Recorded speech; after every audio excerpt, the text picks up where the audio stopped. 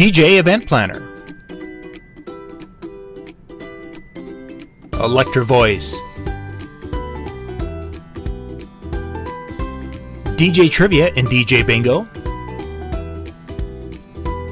ProX Direct. NLFX Pro. Promo only. Odyssey cases. Perfect portals. JMOZ lighting. Instant DJ requests. And our DJ NTV Insiders. This is John Young from DJ NTV. Thanks for watching. So, I was just asking myself, what makes her magic, Howie? The magic lady. What's magical about her? She just appears? Is that the magic? With the magic lady's voice? The magic lady's voice, it comes from the ethernets through the sky. You'll have to excuse Howie. He's hallucinating tonight. Well, I know. I'm just very happy that I have a new toilet. See, those are the kind of things that make Howie happy. You're also supposed to clean the window pane, not take the window pane. Yes, it's the yeah. If you know the '60s, you'll get that reference. Yeah, watch out for the brown acid. It's bad. Otherwise, look up what window pane is also. Yeah, I know it. Yeah, I mean, we're both old enough to know that. Yeah. Well, welcome to the Tuesday Night Music Show. We're back, whether you like it or not. Whoa! With Jay and Howie. And I've been absent. I don't really have a topic for tonight, so I figured we'd just talk music. That sounds cool. I have something to say about music that will shock the world. Jay, I want to hear what you have to say about music. My God. And I mean this, and I don't care if I get hate mail. I don't care how many millions of you write comments. You get a lot of hate mail. I was not a huge, and by huge, I didn't really like Destiny's Child. I love Kelly Rowland's work with David Guetta. Yeah. And I love Michelle Williams' Break the Dawn track. Okay. Love those. Yeah. But I'm sorry. I'm not a Beyonce fan. And by that, I mean, I don't, it's good music, but that's where it ends. Like, I don't listen to anything Beyonce does and go, oh, this is fantastic. Well, that sort of changed today because Beyonce's got a new album. And she dropped a track that is so disco, housey heavy. And I heard like 10 seconds of it this morning, and I'm like, this song is a banger. I listened to it too. It's a good track. It's nice. I haven't heard it. Really good. It is very Robin S. It's very Donna Summer. It's a bunch of artists kind of, you just get this happy, fun, dancing vibe from What's it called? Boy, that's a great. I mean, everybody will know by the time the show goes up. They will. Hit. No, yeah. I want to say Breaking. One of my crates, and I forget the name of it now, but because I just downloaded it today. Breaking, huh? I want to say Breaking or something. Yeah, but you know what? It's going to hit. Break My Soul. That's it. Okay. Break My Soul. And it's a good track. So I was really impressed.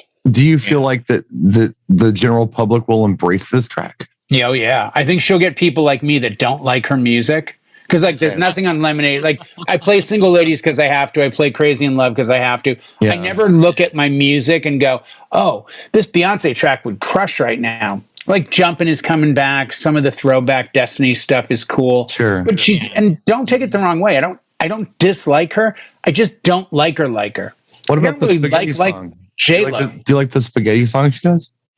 I don't even know what that means. It's the one, I don't think you're ready for spaghetti. Nope. Have no idea what that is. I'm bootylicious. I have no idea. I don't think you're ready for this jelly. I always hear, I don't think you're ready for spaghetti whenever they say that. Oh, okay. Still don't know that one. But I don't have bootylicious. Oh, He has the Edge of 17 guitar in it. okay. Oh, yeah. No. Yeah, no, I don't that think you're part I ready know. for this, Jelly. And I think they're saying, I don't think you're ready for spaghetti. It's what I hear every time they say that. Oh, okay. It doesn't matter. You didn't But get see, the reference. again, kind of ruined it. It's all right. you know, you and talking about music, you look at what we play and what we're requested. And it's amazing how similar client to client, event to event can become. So you're working in a box of, let's say, 10,000 songs, just for an arbitrary number. Sure. But you're bringing 60 or 70 or 80,000, 100,000, a million, whatever. And you can Right. stream and you can do this and that. Right. And it's always funny to me, even when you stray off the path of requests, you're reading the crowd, you're doing your job, and you're trying to play stuff. Beyonce, J-Lo, they're just artists that, for me personally, they don't get in my head on, this would kill right now. I'm with you on that. And I had That's what I mean by I'm not a big fan. well, I don't know, here and there, it's fine. I really thought after Austin Powers Goldmember, she was going to break out and be an actress because I thought she was brilliant in that. But she should have been an actress. I did too. Right. Yeah. But it didn't happen. And that's No. fine. Yeah. But I kind of had the same problem with Lady Gaga because people like Lady Gaga songs, but they're not really dancing to them.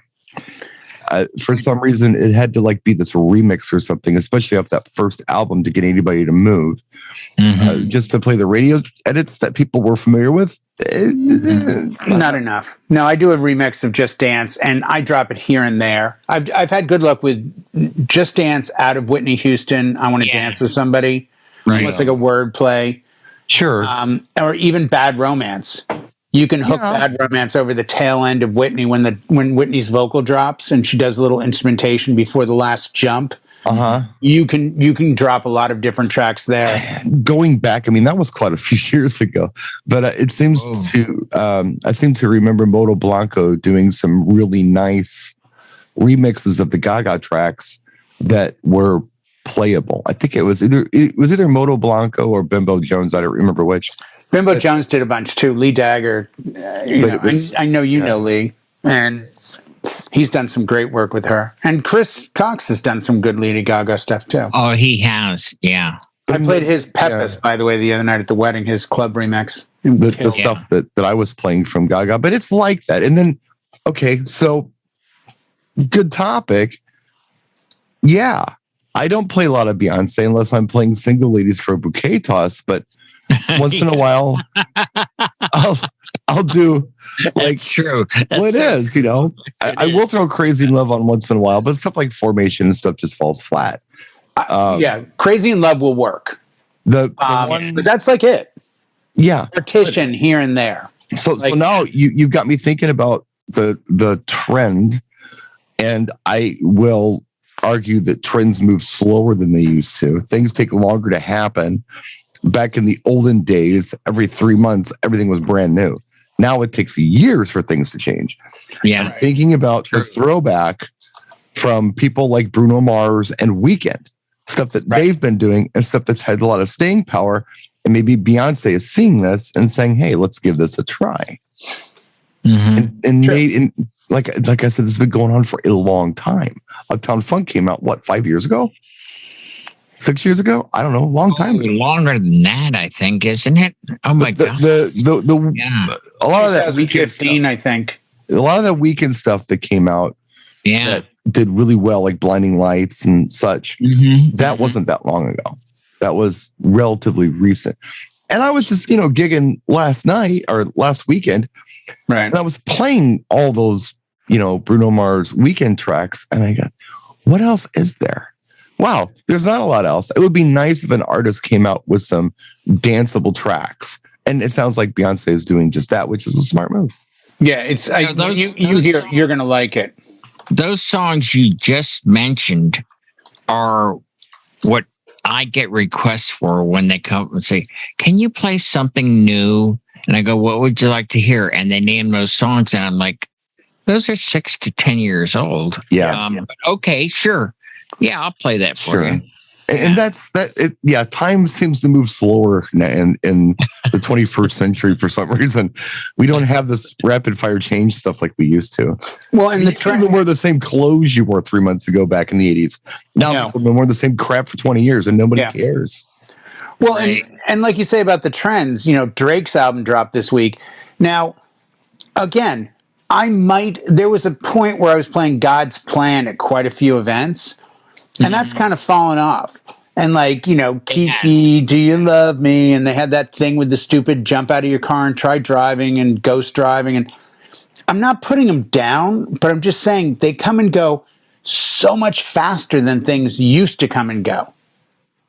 To your point, Brian, the music trends go faster. And I think I told you guys they used to go faster. They don't go as fast anymore.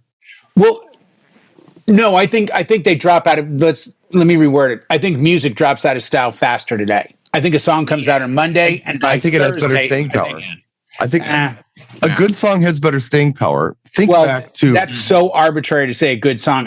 Because this week alone, 2 of the biggest artists in the world dropped albums. Now define a good song against what they've done. Let me give you an example of what I'm talking about.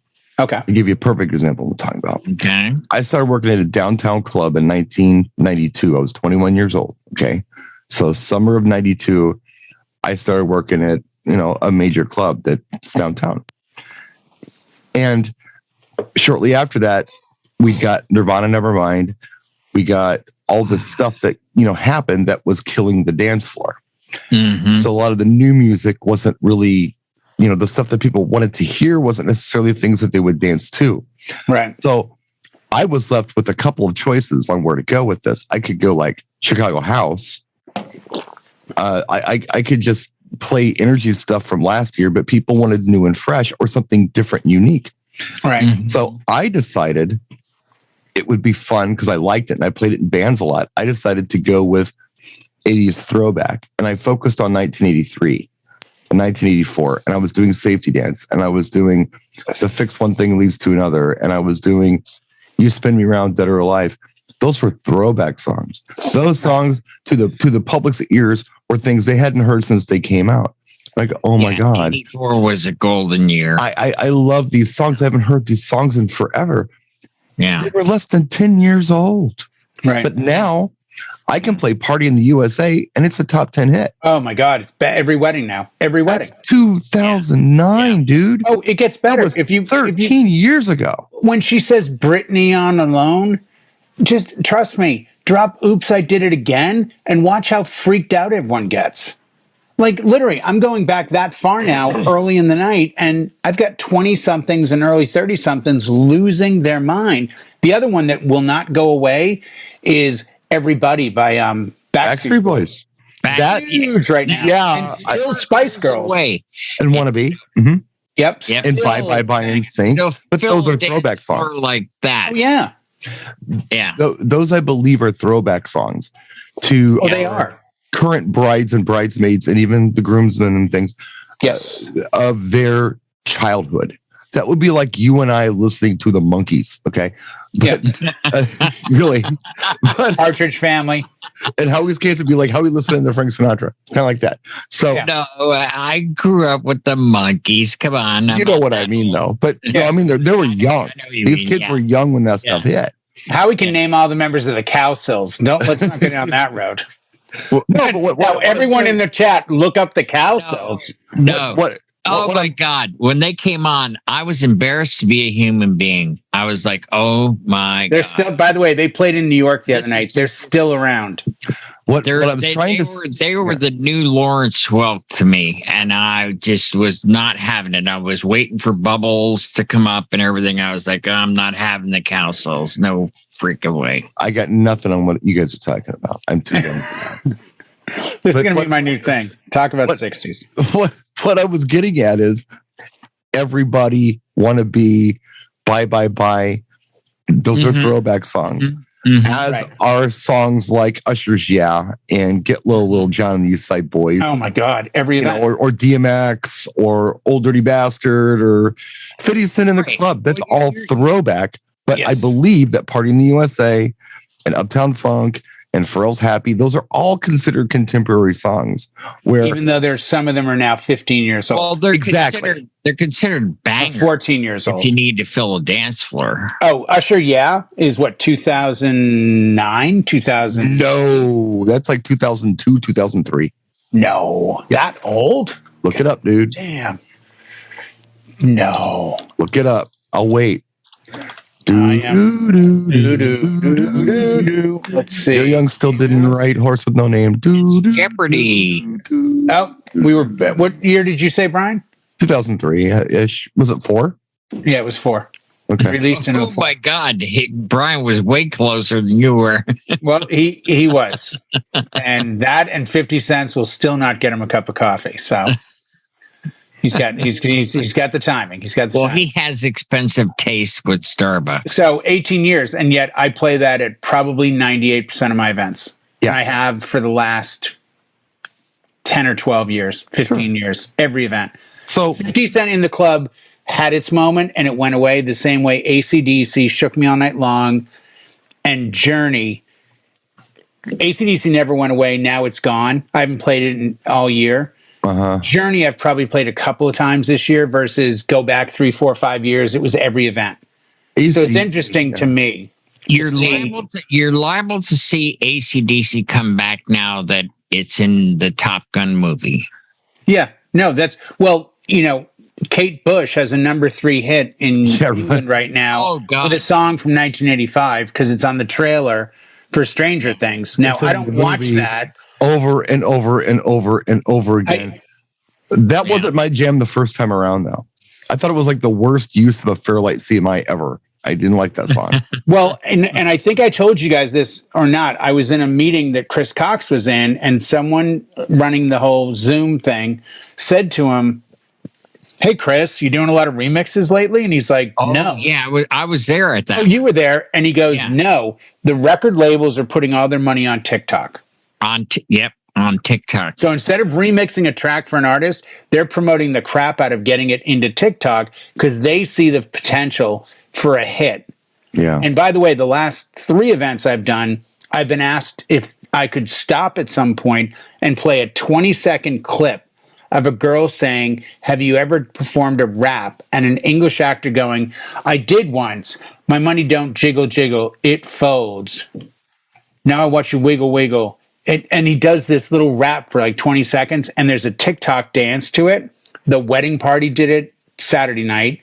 The quinceañera did it Friday night. And last Sunday, the wedding party did it.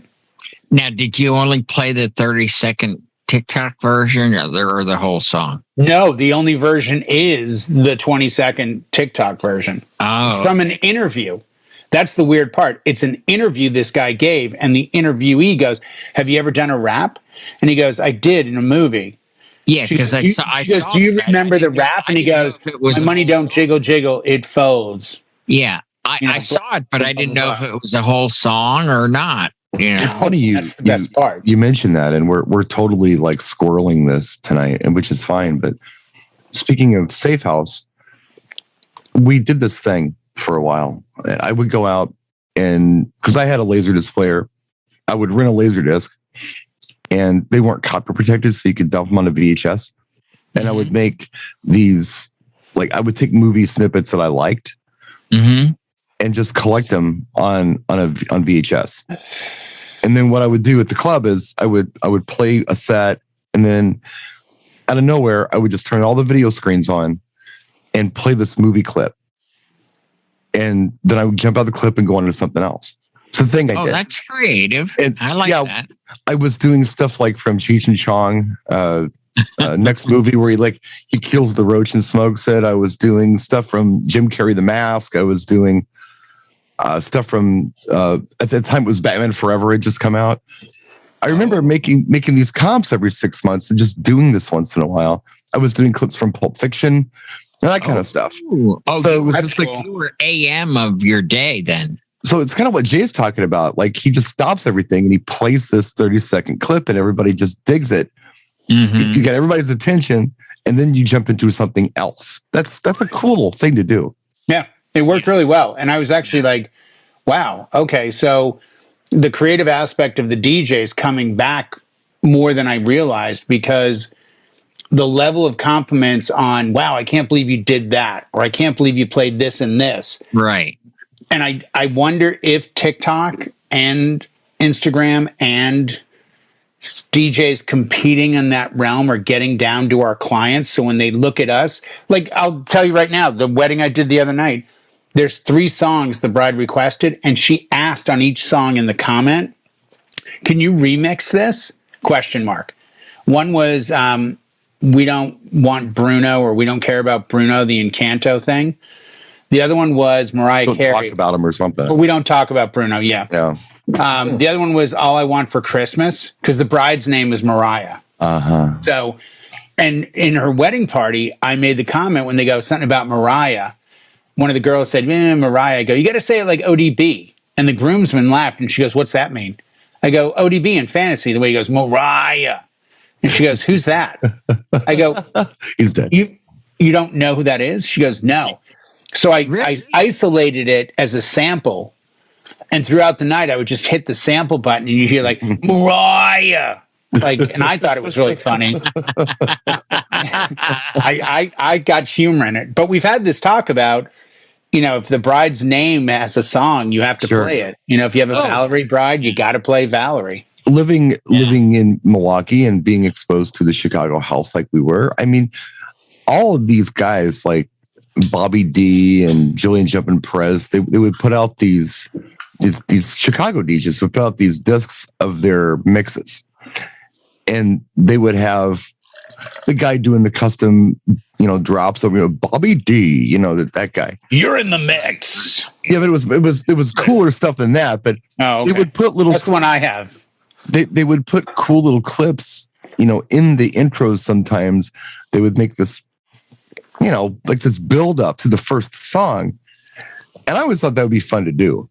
I always was thinking about, if I was introducing myself, there's so many funny things that use the name Brian in movies and such. Like the one I'm thinking about is in The Breakfast Club. I don't know. Anthony Michael Hall says something, and Molly Ringwald's like, "That's not very funny, Brian." I mean, things like that. I want to just take those and collect them. Put them at the beginning of a mix? Life of Brian from Monty Python. There you go. Any of that stuff. Anytime so I'm always listening when there's a character named Brian and they say something funny. I just always thought it'd be cool to grab those things and use them as like an intro to something I'm doing. Did you ever drop them in there, here and there? Did you ever see Brett Belcast's Second Nature or Rooney G do sets in the Pioneer booths when we had the DVD players? And they would a long time ago. They would take sections of movies and do exactly what you're saying. Yeah. Second Nature famously had a he did crazy cool where stuff. His was it was some woman in a movie going, oh, that's DJ. And then he had Tony Soprano in Melfi's office go, Second Nature.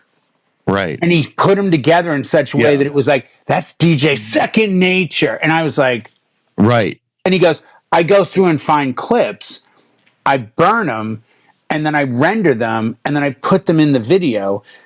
And they would do it at the beginning and the end of their videos, so you knew who the DJ was. And they used to I think it may have been Anchorman, where he's like, ladies and gentlemen, can I have your attention? They would then bring in. Yeah. I remember seeing that. Yes. And that's exactly what they did, because it was new format with video. The upside was it was amazing to watch. The downside was NAMM was 4 days long, and they did 15-minute sets. Yeah. So Brett Rooney, and then start over again. So you memorize their sets. Yeah. That's how I figured out that T.I., what you know about that, was sampled from Jimi Hendrix, Hey Joe. Because I heard it, he used the instrumental, and I'm like, dun, dun, dun, dun, dun, dun, dun, dun, dun, dun, dun. I'm like, that sounds like Hey Joe. And when I looked it up in Wikipedia, they're like, sampling Hey Joe. And I'm like, oh my God, I was right. You know what? Yeah, that's fun stuff that you can do. I think it's creative. Do you think we should go back to doing? I don't want to derail, but No. Well- You bring up an interesting point. I have one drop that mentions my company, and it was that, hey, we'll send you one free drop if you want to buy our package. And it's like, you're in the mix with DJ J Brannon. Like, Well, so here's the question.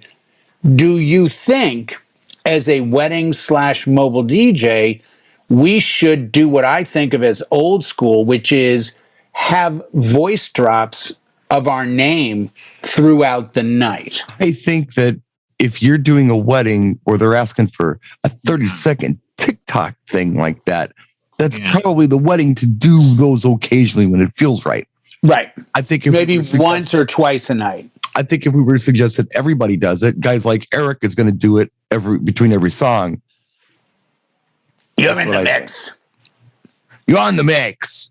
It doesn't matter what kind of files we use. We're not here at a bar. We're here at a hotel. This is a swanky joint. No, anything you do, if you do it in moderation, we're good. If you overdo it, I think it's bad. No, I wouldn't. I would disagree with that heavily. I think a lot of things, when done too much, are actually excellent. But that's a whole other show, a different topic altogether. The other one I wanted to use was from The Matrix, Take the Red Pill and See How Far the Rabbit Hole Goes. And then they got the new Matrix with all of these other records. What's your opening song? If you had to have an opening song before you start your set, what's your opening song? Howie, what's your opening song? Well, I was trying to say something 10 minutes ago, but tough. You're good. Time travel. Yeah, good luck with that. Yeah, good luck with that. I was going to say this dropping of, movie track things and all this different stuff in the middle. Alan Parsons did that back in the 70s and 80s when he had Orson Welles on his one album. Yep. Talking over his music. Yeah. And it was freaking huge. You're right. Okay, so what's the question I'm supposed to answer? No, I don't even know. Jay asked a question that was... If you had a song to walk into, like fighters come into the ring in a song. Oh, God. If your theme song. Yeah, you got to have a song in your head that you go, if I had to walk out to a song, what would it be? If I had to walk out to a song, it would be, I'd have to look up a song that would have something to do with BDE. BDE. Yeah, look it up in the Urban Dictionary. Everybody. Speaking of BDE, then I would probably just do Lotto. I would do Lotto. What's her name? Because that's where BDE comes from. So I would just do her song. I would do it's like WAP kind of thing.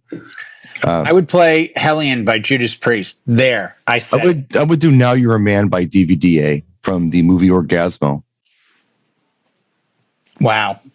I'm more shocked at how he's pulling the BDE card. And for you kids that don't know what that means. He said at the top of the show, he's on something. He's tripping. Yeah, apparently. And you know why? Because he has big D energy. That's why. Oh. Yeah. That's what BDE is big D energy. Nice. I never knew what that was until Lori explained it to me like 2 months ago.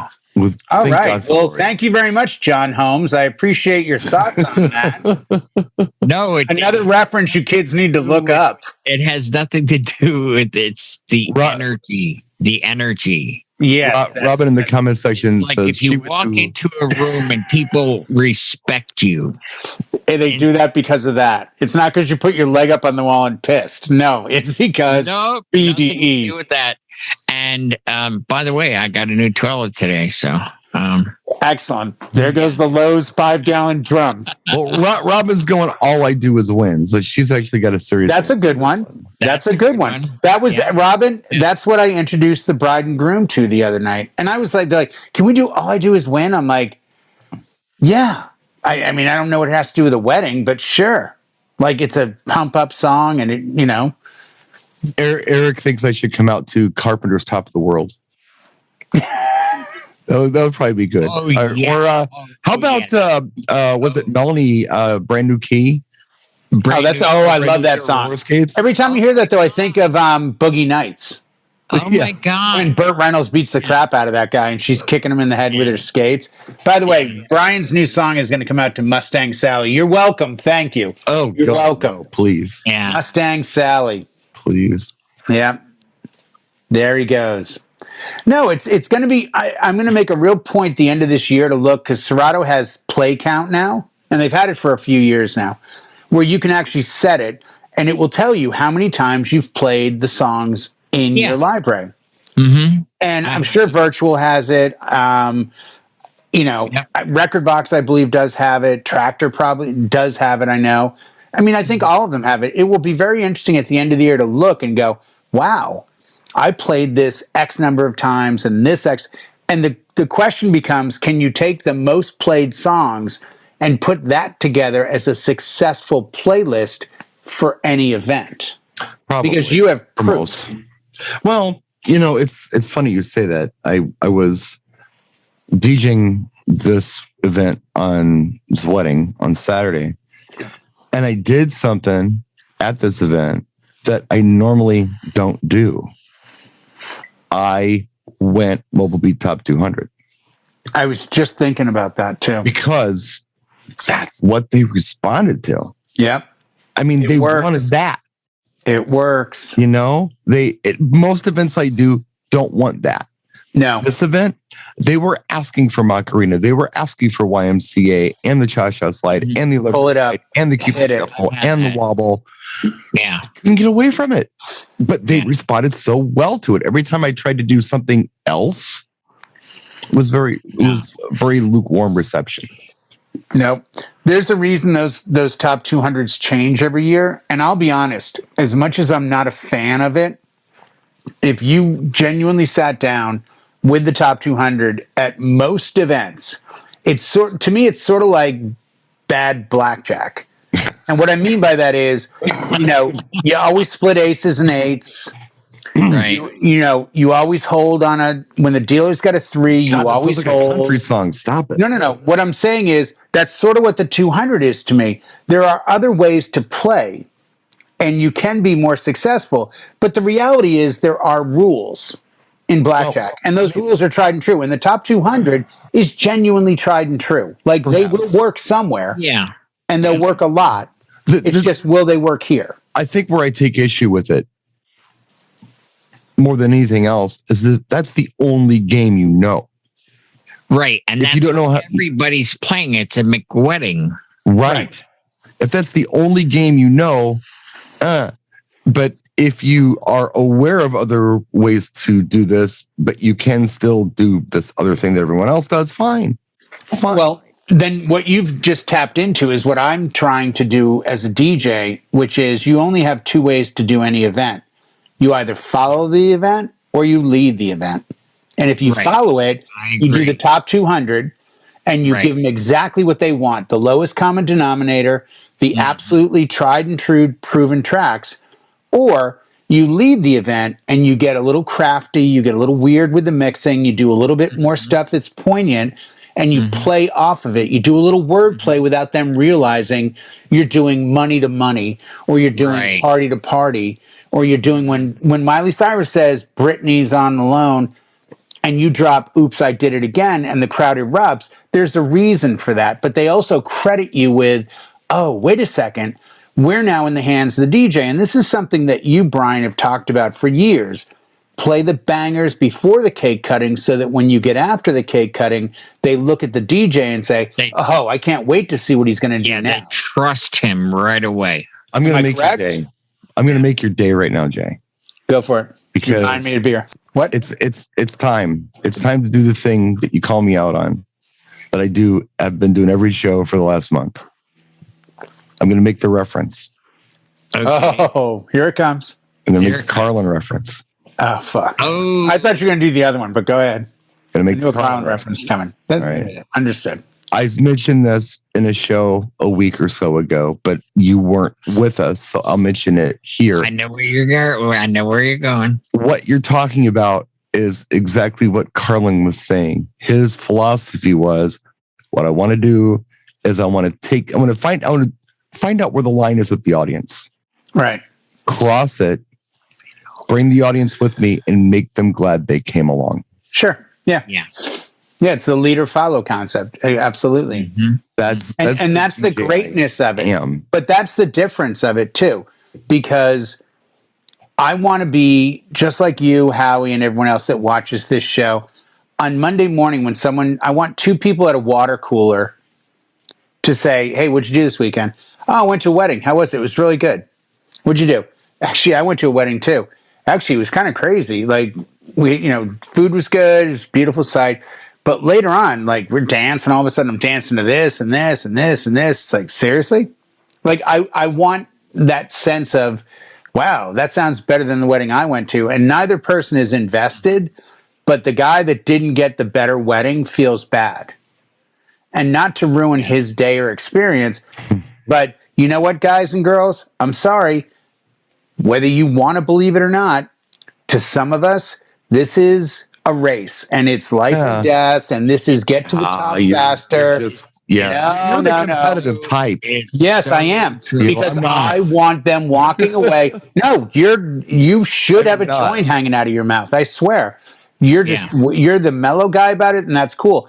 I want every gig. I don't think I've ever told you guys this, and this will be a revolution. Oh, I firmly believe you're only as good as your last gig. So Gotcha. We did a show. Gotcha. And you weren't there. We dedicated an entire show to that when you weren't here. A whole show to that where we disputed that. No, it's true. You're only as good as your last gig. Nope. You should be better. I should be better at Saturday's wedding this week than I was at Sunday's wedding last week. Honest to God, believe that. But that doesn't I should. mean you're only as good as your last gig, though.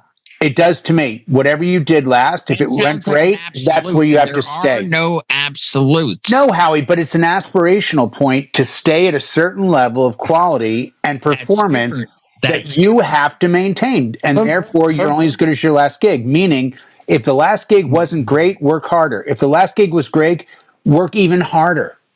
Do I have to make more Carlin references here? Like you're going to anyway. Because we did a whole show on this, and you weren't here, and you haven't seen it yet. This would be about stuff versus. It was posted last night, as a matter of fact. Jay. It was. I will watch it. It was posted last night. Where's this on Vimeo? Yeah, I gotta check that out. On YouTube, on Disc Jockey News. He's kidding. The fumes from the bucket are still affecting Howie. Apparently, things don't mix well with the orange paint. When they replaced the toilet, they didn't put a rag in the drain. So it's like I'm like, oh, okay. The chemicals from the chemical toilet got to him.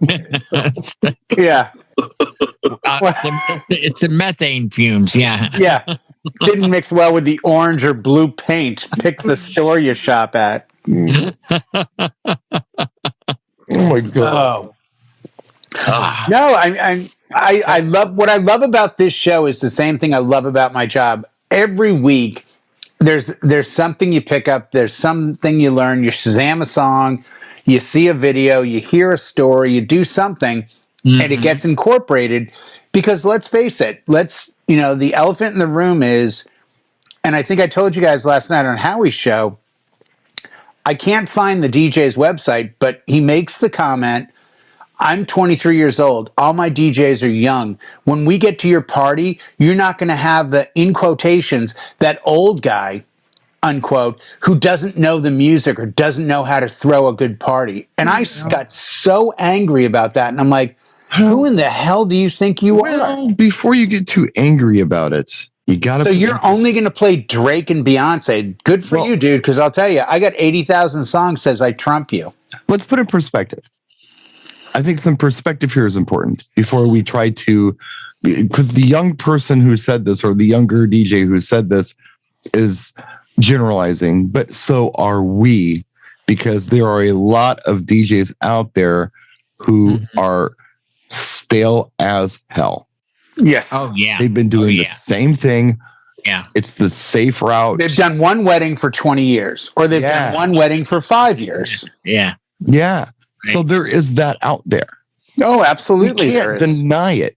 No. But don't make it a generalization like age. Well, we do it all the time, but for the 24-year-old DJ's perspective, he's better than that, and he is. He absolutely is. But Until they asked for that song from Ghost, until they asked for that song that Nat King. I don't know if I have that. I'm just trying to understand. You ever seen Doc Hollywood? I kind of feel like that sometimes in Doc Hollywood, where the old doctor wants, saltines and ginger ale. I could get angry at this, or I could try to have empathy for this other DJ and try to understand why he's saying that. And I know exactly why he's saying that, because there's a lot of crap old because he's an idiot who can't see past what they did in 1995. It happens. Well, there is a a very well-known DJ. We all know who it is. It's got 30 or 40,000 followers, and he said, "I don't care about anything past 1990." Yeah, and I'm like, "What, really? Like, you're doing weddings? Like, what about the older audience? I'm knocking on the screen right now. To the DJ that doesn't care about anything pre 1990, just a quick reminder: the $30,000, $40,000, $100,000 weddings that you're DJing. At some point, you may want to stop and realize that the 27-year-old groom probably isn't writing that check, but instead, maybe the 58-year-old dad is, or maybe the 68-year-old grandfather is, and they might be excited to hear George Shearing during dinner for a second, or they may enjoy some Miles Davis. You can wiki that one. And this might actually make their evening. And if you really want to go out on a limb like me, where you mix everything, try this. Nat King Cole and his daughter doing the unforgettable duet at the end. The duet. Mix in Etta James at last. You'll thank me. Yeah. Now, that person wouldn't know what the hell you're talking about. No. And that's too bad, because you know what? Every time I've ever played the old Thelonious Monk, the George Shearing, the Miles Davis stuff, dinner, cocktail, whenever, 100% I get somebody coming up to me. And that person is traditionally the owner of a business, a company, well off, older, and they're blown away when they go, "Oh my God, is this what you would call it?" And I'm like, "Yeah, this is the what? It's this album and this. Writing the check. Never, never, ever look at your room as anything other than 8 to 80. And your role in this is to make an 8-year-old and an 80-year-old have fun. So don't ever discount music and say there's an expiration date, because there isn't. And I'll prove it. Go to any church in this world this coming weekend, and you'll hear classical music that's 5, 6, 7, 800 years old. And you're going to tell me you can't go past 1990? And you don't have to even go to church. All you have to do is come here on Tuesday nights and hear Pastor Jay preach. That's true. I do what I can. He is the pastor. Next week, we're talking Beethoven. Well, he is the pastor of the chill room. That's for sure. And we're grateful to have him. Lucky. Absolutely. Yes. I didn't want to show this. You guys want to make me show this? I'm showing it. There it is. There it is. Who the hell is Frederick? That's my legal name. Oh, Jesus. Yeah. That's who. That's when I sign the ordination. That's what I have to sign. City is my business license, and I'm down. No, I hate that people give up on the music. I hate that people make it like, nobody cares.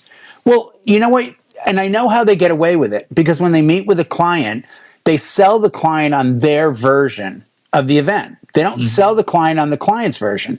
They come in the door with, "Oh man, I can't wait to get to your party. You know what's banging right now? These TikToks." "Oh, they are? Oh my God, everyone loves them. 8 to 80, they love them." Oh, okay, you're the DJ. You must know what you're doing.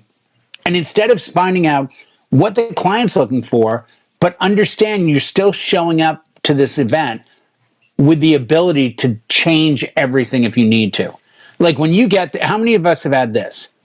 Bride and groom, yeah, man, we're a really big partier. We're all very young. Can't wait for this. Like the whole crowd's young. We're all young. You get to the wedding, and the 75th wheelchair goes by on oxygen, and you look around you and you go, there's like 7 people under the age of 40 and the bride and groom. Yeah. Everyone else is like 70, 80, 100 years old. Where are the young people? So you have to figure out, how do you get them going? Oh, I know. Well, if I do this disco song that they remember, and then an 80s or a new song or a 90s, and then I do this and I do, that'll work. Like, this isn't we're not angry. Right. This isn't angry, pissed at young DJs. It's, no, guys, do a better job sometimes, and not just young, all DJs. Right. Remember that there's other music than 200 or before 1990 or whatever it is. Mm-hmm. You know, you represent all of us. And I hate when someone goes, oh, you're a DJ? Like that guy thing. And like I saw in the movie. No, that was a parody. What do? I'm a lawyer. Oh, you're scum-sucking fish. Right. No. Well, that's what I saw in the movie. Oh. Like, the perception isn't the reality. So be better. Make it better. Mm-hmm. Or start a Facebook page and try to get as much money from everyone in the business as you can, and then just call it a day. That's your other choice. Hustle your peers. Yeah. Take everything you can from your peers. Yeah. Oh, wow. And promise them that like that phrase. You know what? I'm not going to do that, Howie. What I've done instead is I've started a church just for DJs. It's $1,000 a DJ. $1,000 a DJ. You come in, and I will tell you exactly what you're doing wrong and why you're not making money and why I'm making hundreds of millions of dollars. And it has nothing to do with $1,000 you're all giving me. That seat's already taken. There's somebody that has books and DVDs doing that, and they'll look at your website and tell you what's wrong with it too. You know, it's amazing to me how much, and I'm going to give Brian a big compliment on this. I look around me, and I see so many people that are willing to tell me what I need to do to be a better DJ, but I don't see anybody of any real stature or any real notoriety in that position, one. And two, there's always a dollar sign behind it. But yet I've seen Brian countless hours help people to be better at what they do for really no payback. And until probably 3 years ago, in his 14-year career on YouTube, he didn't even monetize his videos, for God's sakes. Yeah, he's the OG. But he gave away all the info and knowledge. Oh, I think he helped. I'm an anarchist like that, you know. But I don't think. But the fun thing. But it gets so frustrating because I have to deal with the guys on a different level because of my position, and I have to play like, oh, that's a great idea. No, it's not. You're ripping off DJs. That's not a great idea. Well, it's really not. Telling them that. Be honest with them. Well, I think I just was. You were now, but yeah, they don't talk to me. By the way, they won't. They won't even speak to me. They won't make eye contact with me if they see me at a show. I know who they are, and I look at them and smile, and they look the other way because they don't know what to say. And yet, anyone that hears this, if this gets out, I was accosted in Vegas. And yeah, I remember that. You were mentioned. Oh yeah, by who? You guys are ruining the business. You shouldn't be giving it away. Who said that? Oh, you can't say names? I won't say the name, but everybody got to hustle. There's a guy that every time I go to the gas station, he asks me for $1. That's his hustle. Okay. But I know he's not really homeless. He's a DJ, isn't he? I know that he probably drives a nicer car than me. He probably lives in a nicer house than me. Yeah. He's just found that asking everyone for $1 nets him more money every day than going to a regular job. Sure. Yeah. Yeah. I know that because I was born at night, but not last night. I just want us to all have a better perception. some of these folks out. But whatever. I don't care what people do. Do you? I'm going to do me. You do you. You do you, but I've always said this, and there's video of me 10, 12, 15 years ago saying this, so this isn't news. This isn't something new. You know what? If you're getting 3, 4, 5 grand a wedding, your goal ought to be to get me 3, 4, 5 grand a wedding, because then you can get 6, 7, 8 a wedding. And when I get 6, 7, 8 a wedding, you get 9, 10, 11 a wedding. So don't play this card of like, I've got a secret, but it's going to cost you. Well, it's like I was talking about a couple of weeks ago. You're not looking at the big picture. You're just taking money. To bring this into something a little more digestible or relatable to anybody who happens to still be watching this, when I was talking about the car show that I got a good amount of money for compared to what car shows typically have to offer. We talked out here, it's like $300. Yeah, 300, 400, 450 tops, maybe. Yeah. I went in for significantly more, but when I went in for significantly more than that, I gave them a product they'd never seen before. I did something that was unique and better than anything they'd had before. And all of a sudden in their mind, they're thinking to themselves, oh, next level. That's why. However, if I would have gone in there and done the same thing that everyone else does at $300 to $450, the question would have been, well, why in the hell did we pay this guy significantly more than that when we could have gotten the same product for a lot less? So if you're going to go in and you're going to say that you are, you're valuable, you're worth more, you're going to charge it, you're going to go in and you're going to do it. If you want to have any staying power in this business, bring it. Bring it. I mean, good for you if you're making money, but you know what? If you're making money, I would highly advise that you bring it.